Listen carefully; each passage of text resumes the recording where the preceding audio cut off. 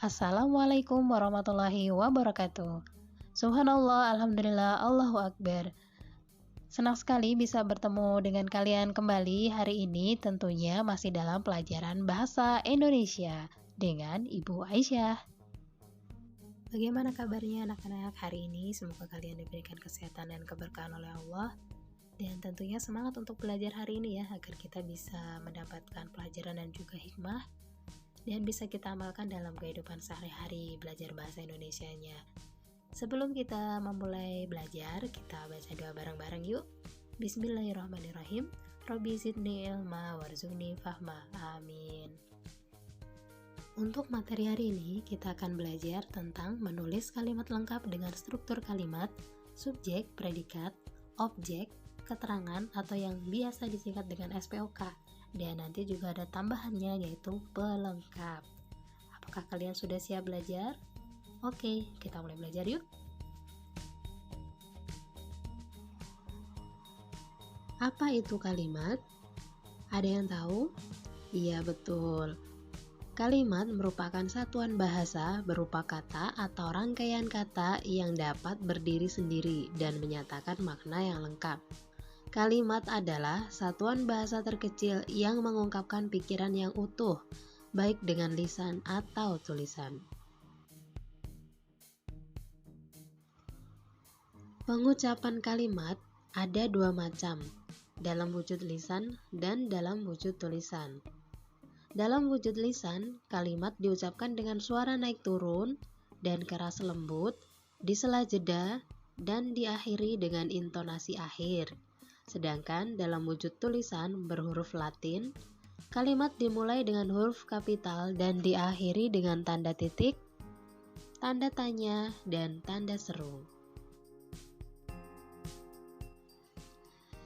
Ciri-ciri kalimat ada 6. Pertama, dalam lisan diawali dan diakhiri kesenyapan. Dalam tulisan diawali dengan huruf kapital dan diakhiri dengan titik. 2. Kalimat aktif minimal terdiri dari satu objek dan predikat. Predikat transitif disertai objek, dan predikat intransitif dapat disertai keterangan. 3. Mengandung pikiran yang utuh. 4.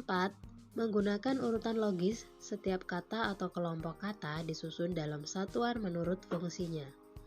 5. Mengandung satuan makna, ide, atau pesan yang jelas. 6. Paragraf yang terdiri dari 2 kalimat atau lebih. Kalimat disusun dalam satuan makna pikiran yang saling berhubungan, dijalin dengan konjungsi, pronomina atau kata ganti, repetisi atau struktur sejajar. Di dalam sebuah kalimat, biasanya ada unsur kalimat, yaitu fungsi sintaksis yang bisa disebut jabatan kata atau peran kata. Unsur kalimat sendiri ada 5 bentuknya, yaitu subjek, predikat, objek, keterangan, dan pelengkap.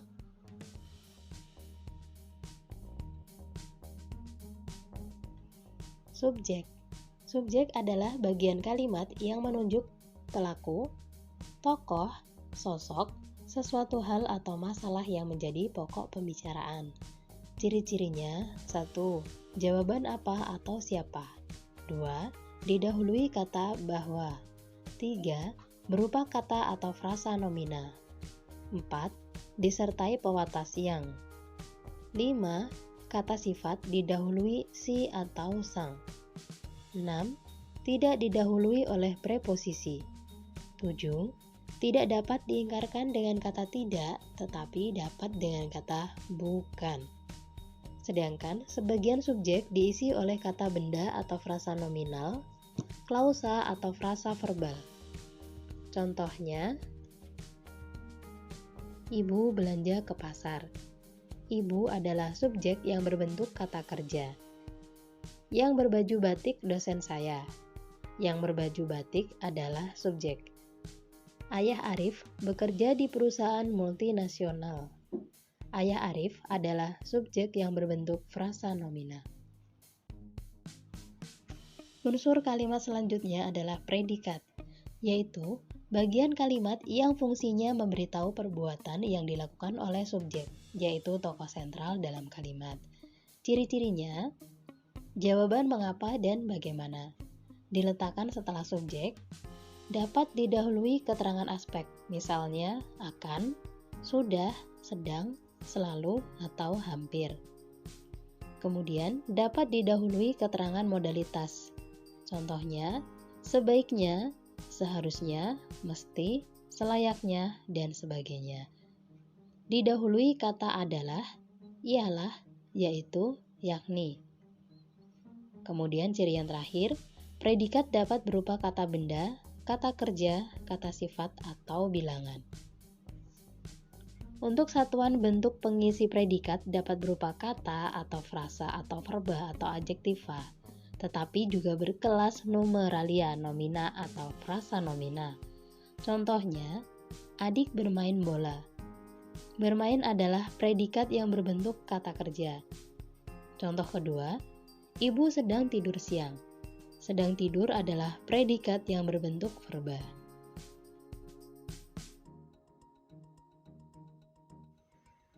Unsur kalimat yang ketiga adalah objek, yaitu bagian kalimat yang melengkapi predikat. Ciri-cirinya berupa kata benda, tidak didahului kata depan, mengikuti secara langsung di belakang predikat transitif. Jawaban apa atau siapa yang terletak di belakang predikat transitif. Dan ciri yang terakhir, dapat menduduki fungsi subjek apabila kalimat itu dipasifkan. Contoh kalimatnya, Alif membeli barang antik. Nisa mencuci sepatu. Doni mengayuh sepeda. Kemudian unsur kalimat yang keempat adalah keterangan, yaitu sebuah kalimat yang menerangkan seluruh kalimat. Ciri-cirinya, 1. Berupa kata benda. 2. Tidak didahului kata depan. 3. Mengikuti secara langsung di belakang predikat transitif. Ciri yang terakhir, dapat menduduki fungsi subjek apabila kalimat itu dipasifkan. Contoh letak posisi keterangan. Sarah mengambil air di kulkas. Abid sudah 3 bulan belajar membaca. 3. Nada memotong tali dengan alat. Contoh yang terakhir, karena lupa makan, Fatih sakit perut. Untuk unsur kalimat yang terakhir atau kelima adalah pelengkap, yaitu bagian kalimat yang melengkapi predikat dan terletak di belakang predikat yang berupa verba. Ciri-cirinya, 1. Bukan unsur utama. 2. Terletak di belakang predikat yang bukan kata kerja transitif. Contoh, Budita berjualan gado-gado. Gado-gado adalah pelengkap. Ciri yang ketiga, tidak dapat diubah menjadi subjek. Contoh, ibu membuatkan adik bubur ayam ketika sakit. Bubur ayam adalah pelengkap. Ciri keempat, unsur pelengkap bisa berupa nomina, frasa, ataupun klausa. Contoh pelengkap berupa nomina, ayah membelikan adik sepeda baru. Sepeda baru adalah pelengkap berupa nomina. Contoh pelengkap berupa frasa, para pejuang bersenjatakan bambu runcing. Bambu runcing adalah pelengkap berupa frasa. Contoh pelengkap berupa klausa, ayah berpendapat bahwa semua anaknya harus bekerja keras. Bekerja keras adalah pelengkap berupa klausa. Dan ciri-ciri yang kelima, terletak di belakang predikat setelah objek. Contoh, Alif mengajarkan Raihan bahasa Arab. Bahasa Arab adalah pelengkap setelah objek. Pola kalimat dasar. Berdasarkan fungsi dan peran gramatikalnya, ada 6 tipe kalimat yang dapat dijadikan model pola kalimat dasar bahasa Indonesia. Dan berikut adalah tabel 6 pola kalimat dasar yang bisa kalian jadikan untuk rujukan membuat kalimat secara lengkap, tentunya dengan unsur-unsur kalimat yang sudah disebutkan oleh Ibu Aisyah tadi ya. Bisa untuk mengerjakan latihan juga dan untuk membuat kalimat yang lainnya. Yang terakhir, sebelum Ibu Guru mengakhiri materi pelajaran kali ini, ada tugas yang sudah dibagikan di modul untuk kalian semua. Dikerjakan di rumah ya semuanya. Dan semoga bisa belajar untuk berbicara dengan kalimat yang baik dan benar serta lengkap dengan bahasa yang asan tentunya. Alhamdulillah ya, kita sudah sampai di akhir materi dan kita bisa membuat kesimpulan dari pelajaran tadi bahwa untuk membuat sebuah kalimat lengkap diperlukan beberapa pola agar menjadi kalimat yang baik dan benar serta diucapkan dengan intonasi yang tepat. Hikmahnya untuk kita semua, untuk Ibu Guru juga, dengan belajar membuat kalimat lengkap, kita bisa berbicara secara baik dan benar dengan cara asan dan intonasi yang tepat. Masya Allah. Semoga bisa diamalkan dalam kehidupan sehari-hari ya, solih-solihah. Alhamdulillahirrabbilalamin, kita sudah selesai untuk materi kali ini untuk membuat kalimat lengkap dengan pola kalimat dasar yang sudah disebutkan tadi ya. Semoga bisa menjadi pelajaran untuk kita semua agar bisa berbicara secara asan, baik dan benar menggunakan kalimat yang lengkap tentunya. Kita akhiri pelajaran kali ini dengan mengucap hamdalah dan istighfar. Alhamdulillahirrabbilalamin. Astagfirullahaladzim, astagfirullahaladzim, astagfirullahaladzim. Dan doa kafaratul majlis. Subhanakallahumma wa bihamdika asyhadu alla ilaha illa anta astaghfiruka wa atubu ilaik.